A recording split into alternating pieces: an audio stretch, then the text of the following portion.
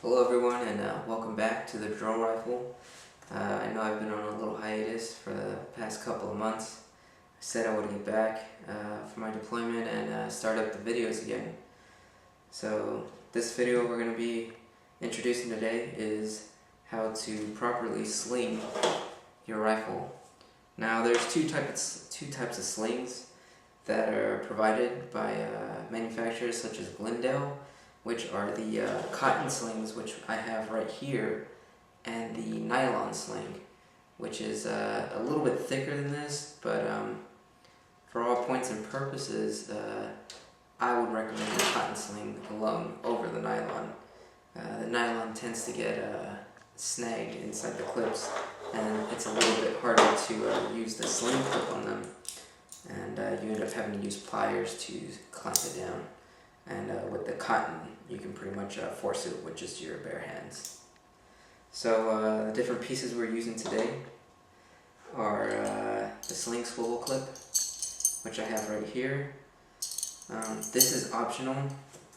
Now I know Glendale sells a package where the sling comes with the sling swivel clip as well as the sling clip itself.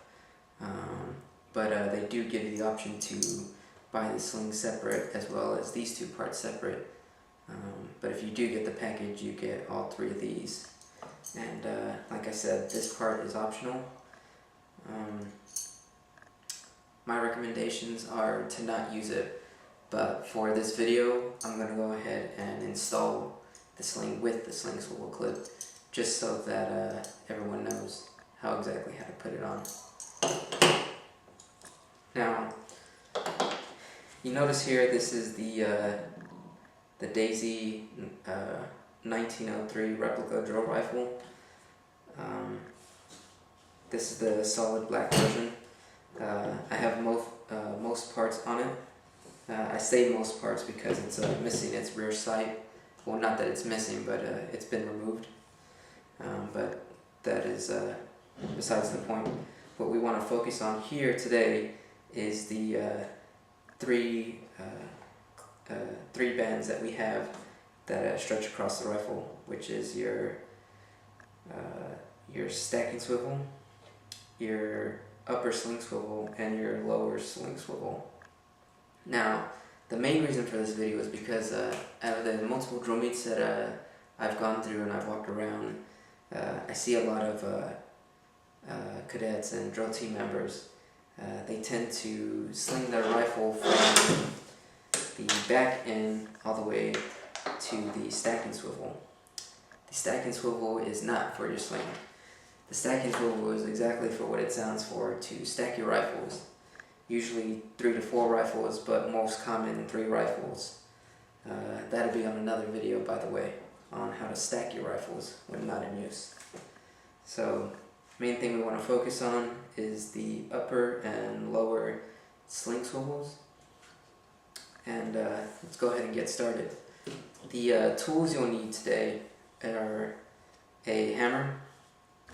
Can be a claw hammer, could be a tacking hammer, any type of hammer. Anything where you don't have to use your bare hands to kind of get this clip on there. It could really snag your finger without the proper tools. And a screwdriver. Now, really you don't need the screwdriver for this, but I took it out to kind of demonstrate how to modify your sling so that way it fits appropriately onto your rifle.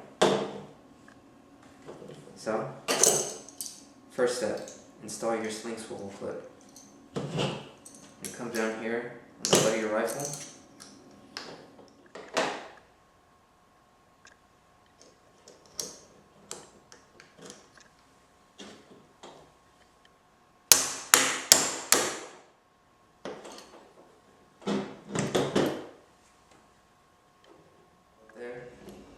Now, as you notice, the opening of the clip is facing inward towards the stock of the rifle.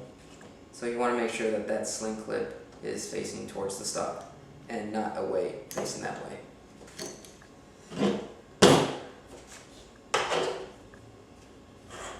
Now when you grab your sling, always remember, you sling down towards the floor or the butt of the rifle.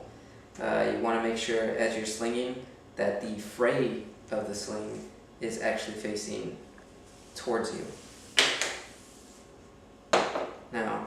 Now that we have the fray of the sling facing towards us and the top of the sling facing downwards, we're going to go ahead and insert into the sling swivel clip. Pull all the way through, and once the fray gets about 1 inch from the top of the sling swivel clip, you're going to want to insert from the closest end towards you, pull all the way through,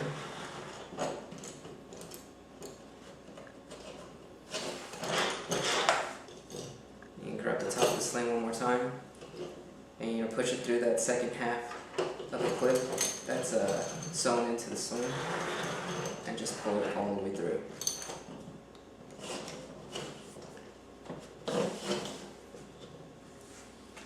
Once you have that there, you should see about 1 inch from your sling swivel clip to the clip that's attached on or sewn on into your sling.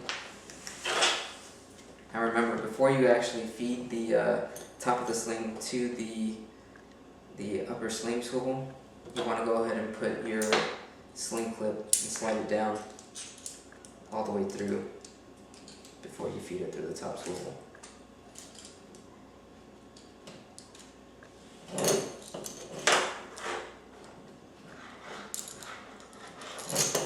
Now you want to make sure that when you insert that sling clip, that you put the sling underneath the two prongs that hold them down, so that way it slides in gently. Let's go ahead and slide that down completely. Now, like I said, a lot of the times I've seen plenty of teams that they sling the rifles up here. That is completely wrong. That is an improperly slung rifle. Now, I know with the nylon slings that it seems to be right, because you notice that the nylon slings are probably about 1/3 of the size longer than the cotton slings for whatever reason. Which brings me to my next point of why I had the screwdriver. Now, you'll notice, since this is not a nylon, I can't really demonstrate why it's so long or what you can do to mitigate that issue. Usually if this was a nylon sling, you would see it fully extend past this table. So the idea is you would feed the nylon sling just like you would the cotton. And once you get it to about the proper distance, now this is all on you. If you want your clip to be before the trigger housing or after the trigger housing, or whatever the sling length permits. Because sometimes I notice that people who actually maintain their slings, they'll wash them, reuse them, make sure they stay clean, makes the rifle look nice to have a clean sling, and they'll shrink, they'll stretch, so on and so forth. But most of the time, if it's too long, you'll use scissors and you'll actually cut this and get it to the proper length if you have the nylon. Also, sometimes the cottons come a little bit long and you'll have to cut the cotton as well. Now you're thinking to yourself, well, if I cut that, what about the fray of the sling? Well, that's what the screwdriver's for.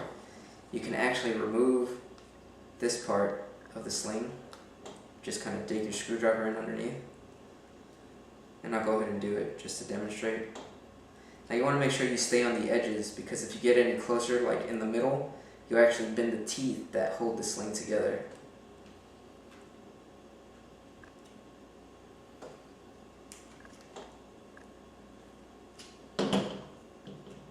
And there it is, completely removed.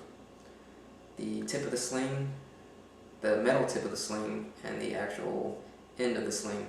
So if you have a sling that's too long, such as the nylon, just remove the clip, cut where you need to cut, readjust, clean it off, when I mean clean it off, I mean cut off any additional threads that just kind of hang out, and place the clip back on, or the tip, not a clip. Squeeze it together, and to give it a little bit more security, go ahead and bend it in over, and fold the sling, and with the hammer, so that way you're not actually damaging the tip at all, and bending it. Bend the cotton over it.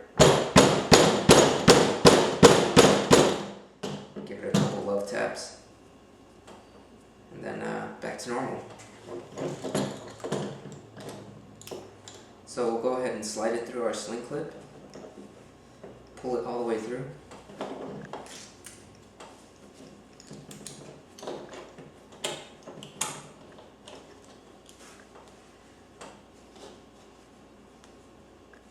And a lot of the times you'll notice that when you feed the sling, some people will like the sling loose. I recommend that you put it completely tight, and then kind of wear the sling in from there, so that way it stretches out on its own. So that way it doesn't become even more looser as time goes on as you're using the rifle.